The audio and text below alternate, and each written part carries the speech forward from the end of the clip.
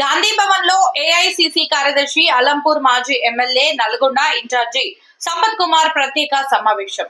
ఉమ్మడి నల్గొండ నేతలతో భేటీ. పార్టీ సంస్థాగత నిర్మాణం కొరకు వడివడిగా అడుగులు వేస్తున్న కాంగ్రెస్ పార్టీ.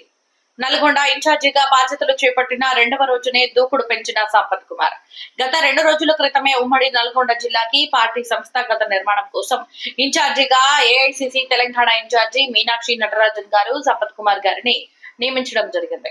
ఆ బాధ్యతలు సేకరించిన వెంటనే ఈ రోజు గాంధీ భవన్ లో సంపత్ కుమార్ గారు ఉమ్మడి నల్గొండ జిల్లాకి చెందిన ముఖ్య నాయకులతో సమావేశం ఏర్పాటు చేయడం జరిగింది.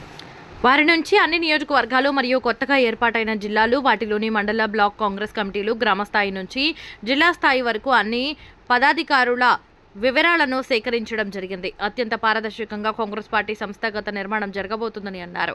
ఈ కార్యక్రమంలో సంపత్ కుమార్ గారితో పాటు ఎమ్మెల్సీ శంకర్ నాయక్ గారు మరియు సూర్యాపేట, భువనగిరి జిల్లా అధ్యక్షులు, ముఖ్య నాయకులు ఉన్నారు.